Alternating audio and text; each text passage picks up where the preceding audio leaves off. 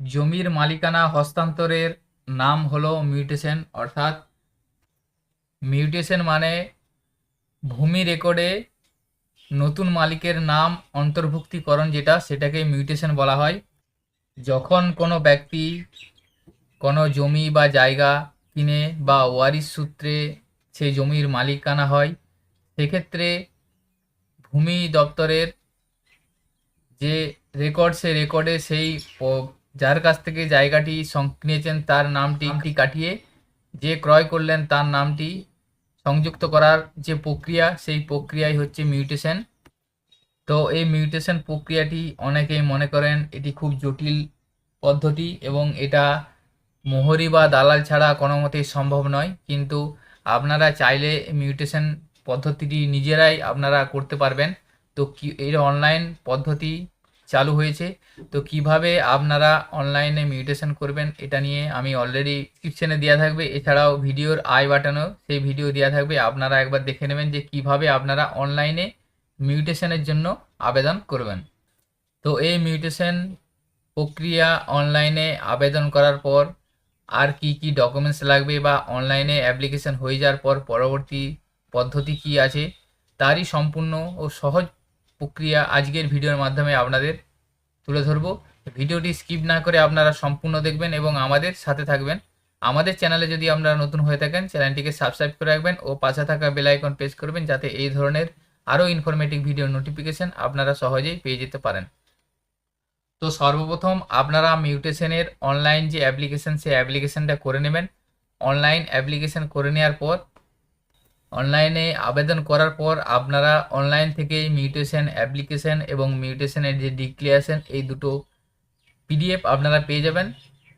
এবং এর সাথে কি ডকুমেন্টস লাগবে এবং হিয়ারিংয়ের দিন কিভাবে আপনারা কি ডকুমেন্টস নিয়ে যাবে, সেটা আপনারা আজকের ভিডিওর মাধ্যমে পরিষ্কার জানতে পারবেন।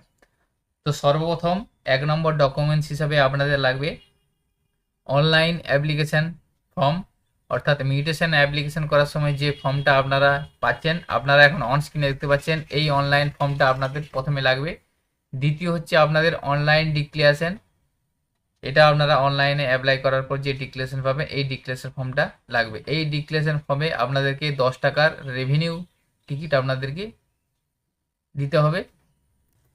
এরপরে 3 নম্বরে আপনাদের লাগছে অনলাইনে যে শুনানির নোটিশ, সেই নোটিশটা আপনাদের এখানে লাগবে। অর্থাৎ আপনারা অনলাইনে মিউটেশন অ্যাপ্লাই করার পর আপনাদের যে অ্যাপ্লিকেশনের জন্য যে হিয়ারিং আসবে, সেই হিয়ারিংয়ের যে নোটিশ, সেই নোটিশটা আপনারা মেলে পেয়ে যাবেন অথবা পোর্টালের মাধ্যমে পেয়ে যাবেন। এই হিয়ারিং বা শুনানির নোটিশটা আপনাদের 3 নম্বর ডকুমেন্টস হিসাবে লাগছে।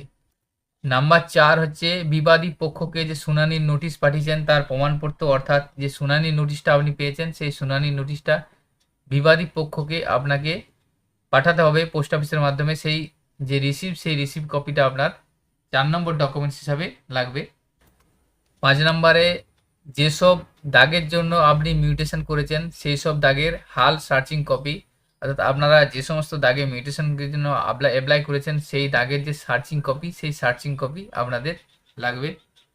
6 নম্বর ডকুমেন্টস, যে খতিয়ান থেকে আপনি মিউটেশন বা কাটছেন, সেই খতিয়ানের হাল খাজনার রসিদ। অর্থাৎ আপনার যে খতিয়ান থেকে আপনি যে অংশটা নিচ্ছেন, সেই খতিয়ানের খাজনার রিসিপ্টটা আপনাকে লাগবে। যদি খাজনার রসিদ না থেকে থাকে, সেক্ষেত্রে আপনারা অনলাইনেই খাজনা জমা করতে পারবেন এবং রসিদ ডাউনলোড করতে পারবেন। তো অনলাইনে কিভাবে খাজনা জমা দিবেন এবং সেই রিসিপ্টটা কিভাবে পাবেন, তারই সম্পূর্ণ প্রসেস নিয়ে অলরেডি আমাদের চ্যানেলে ভিডিও দেওয়া আছে। সেই ভিডিও আমি ডেসক্রিপশনে দিয়ে রাখবো। এছাড়াও এই ভিডিওর আই বাটনে দেওয়া থাকবে, আপনারা চাইলে সেখান থেকে দেখে নিতে পারবেন। যদি খাজনার রসিদ না থেকে থাকে, তাহলে আপনারা খাজনার রসিদটা বের করতে পারবেন। 7 নম্বর আপনাদের হচ্ছে রেজিস্ট্রি দলিল। অর্থাৎ যে দলিলের মাধ্যমে আপনারা সেই জায়গাটা সংগ্রহ বা কিনেছেন, সেই রেজিস্ট্রি দলিল আপনাদের হিয়ারিংয়ের দিনে লাগবে। এছাড়াও যদি আপনাদের পিঠ দলিল থেকে থাকে, তাহলে পিঠ দলিলও আপনাদের হিয়ারিংয়ের দিনে নিয়ে যেতে হবে। এরপরে হচ্ছে বায়ার বা গৃহীতা, অর্থাৎ যিনি মিউটেশন করাচ্ছেন, তার আধার কার্ড অথবা ভোটার কার্ড। এরপরে যদি আপনাদের মিউটেশন অ্যাপ্লিকেশনটি উত্তরাধিকারী সূত্রে মিউটেশন যদি হয়ে থাকে, তাহলে উত্তরাধিকারী সার্টিফিকেট অর্থাৎ ওয়ারিশের সার্টিফিকেট এবং যেনার সম্পত্তি আপনারা উত্তরাধিকারী সূত্রে মিউটেশন করাচ্ছেন তার মৃত্যুর সার্টিফিকেট। এরপরে আপনাদের একটা হাজিরানা ফর্ম লাগবে। হাজিরানা ফর্মটা আপনারা অন স্ক্রিনে দেখতে পাচ্ছেন। এই ধরনের একটা হাজিরানা ফর্ম আপনাদের হিয়ারিংয়ের দিনে লাগবে। এছাড়া যদি আপনাদের মিউটেশন ফিস থাকে, অর্থাৎ আপনারা ধরুন বাস্তু ল্যান্ডের মিউটেশন করাচ্ছেন, সেক্ষেত্রে আপনাদের মিউটেশনে পেমেন্ট করতে হবে। সেই ফিস পেমেন্টের যে চালান, সেই চালানও আপনাদেরকে হিয়ারিংয়ের দিনে নিয়ে যেতে হবে। এবং যে সমস্ত ডকুমেন্টসগুলো আমি আপনাদের বললাম সেগুলো শুনানির দিন অর্থাৎ হিয়ারিংয়ের দিন আপনাদেরকে জেরক্স সহ নিয়ে যেতে হবে। নিয়ে গিয়ে আপনারা শুনানিটা সময় জমা দিয়ে শুনানি করে নেবেন। শুনানি হয়ে যাওয়ার পর আপনাদের যে মিউটেশন, সে মিউটেশন অ্যাপ্লিকেশন অ্যাপ্রুভ হয়ে যাবে এবং আপনাদের। তো চলুন এরপরে আমি আপনাদের পরপর দেখিয়ে দিই যে আপনারা শুনানির দিনে যে ডকুমেন্টসগুলো নিয়ে যাবেন, সেই ডকুমেন্টসগুলো কীভাবে পরপর সাজিয়ে আপনারা নিয়ে যাবেন সেটা আপনাদের জানিয়ে দিচ্ছি। সর্বপ্রথম আপনারা হাজিরান যে পত্র, সেই পত্রটা দিবেন। তারপরে আপনাদের শুনানি নোটিশটা রাখবেন। এরপরে 3 নম্বরে মিউটেশন যে অ্যাপ্লিকেশন অনলাইনে সেটা দিবেন। 4 নম্বরে আপনারা দিবেন অনলাইন ডিক্লারেশন ফর্ম। 5 নম্বরে আপনারা দিবেন দাগের সার্চিং কপি। 6 নম্বরে আপনারা দিবেন খাজনার রসিদ। 7 নম্বরে আপনারা দিবেন রেজিস্ট্রি দলিল। যদি পীর দলিল থাকে তাহলে রেজিস্ট্রি দলিলের পরে আপনারা দিবেন অর্থাৎ 8 নম্বর।